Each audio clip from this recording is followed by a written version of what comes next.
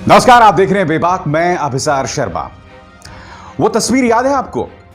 उत्तर प्रदेश के अंदर कुछ लोगों ने लॉकडाउन का उल्लंघन किया था, तो उत्तर प्रदेश पुलिस ने लाइन से सबको बिठाकर मुर्गा बनवाया था।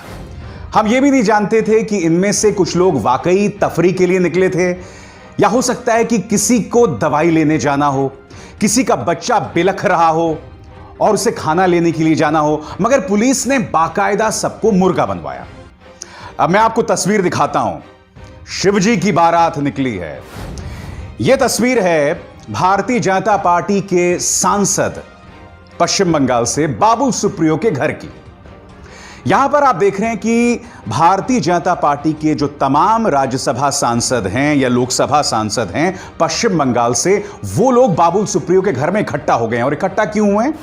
क्योंकि पश्चिम बंगाल में कथित तौर पर कोरोना संकट को लेकर ममता बनर्जी सही तरीके से काम नहीं कर रहे हैं और ये लोग अपना विरोध जतलाने के लिए वहां इकट्ठा हो गए हैं। कल्पना कीजिए दोस्तों, अगर कोई गरीब बगैर इजाजत के बाहर जाना चाहे तो पुलिस आओ देखती है, ताओ नहीं देखती और उन्हें सूतना शुरू कर देती है, पिटाई करना शुरू कर देती है। मैं ये जानना चाहता हूं कि इन सांसदों को आखिर अनुमति किसने दी इस तरह से बाहर निकलने की, वो भी राजनीतिक विरोध प्रदर्शन करने के लिए। क्या ये विरोध प्रदर्शन नहीं करते तो क्या किसी की जान चली जाती? क्या वो आपातकालीन काम था कि ये लोग मैदान में किसी के घर में आके इस तरह से इकट्ठा हो गए? क्या ये सवाल पूछा यहां जरूरी नहीं है? और मैं क्यों पूछ रहा हूं, ये पूछा यहां जरूरी है क्योंकि उत्तर प्रदेश में हो सकता है योगी जी के कामकाज से लोगों की शिकायत होगी, मगर हमने कहीं पे बीएसपी और सपा का विरोध प्रदर्शन नहीं देखा। दिल्ली की बात कर लो, दिल्ली में भी भारतीय जनता पार्टी नहीं निकली मैदान में। गुजरात, जहां हालात बद से बदतर हैं, जहां विजय रूपाणी की हम शक्ल नहीं देख रहे हैं, टॉप 3 राज्यों में है, क्या वहां पर कांग्रेस सड़कों पर निकली या इस तरह से विरोध प्रदर्शन किए जिस तरह से हम देख रहे हैं यहां पर बाबुल सुप्रियो के घर में? वो क्या कहावत है, सैया भय कोतवाल तो अब डर काहे का। हम सैया भय कोतवाल तो नहीं कहेंगे, हम कहेंगे पापा भय कोतवाल तो डर काहे का। सारी धौंस पापा की ही है। और यकीन मानिए, अपने आप में बहुत दुखद है कि इस तरह से हमारे सांसद, सत्तारूढ़ पार्टी के सांसद जो हैं, धज्जियां उड़ा रहे हैं कोरोना संकट को लेकर, जो लॉकडाउन है उसकी। यह विरोध प्रदर्शन क्या बाद में नहीं हो सकता था?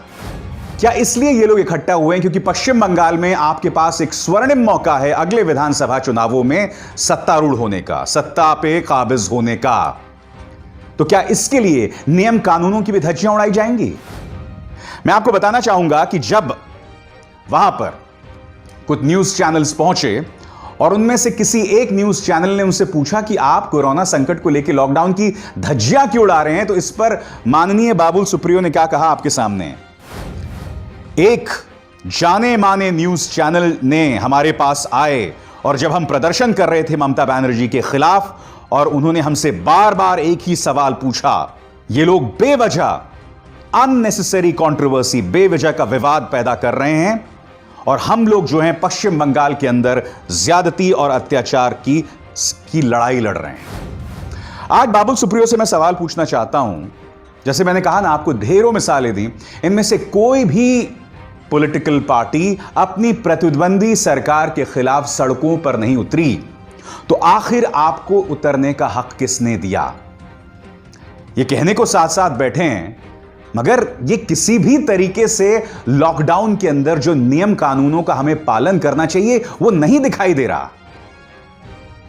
मैं यही तो जानना चाहता हूं कि क्या सत्तारूढ़ भारतीय जनता पार्टी पर किसी तरह का कोई अंकुश है?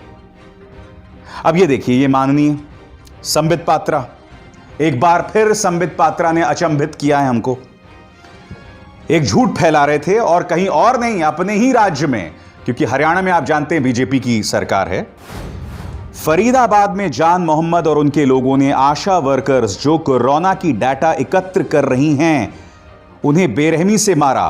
पूरे मोहल्ले में यह बात फैलाई गई कि सरकार एनआरसी के लिए डेटा इकट्ठा कर रही है।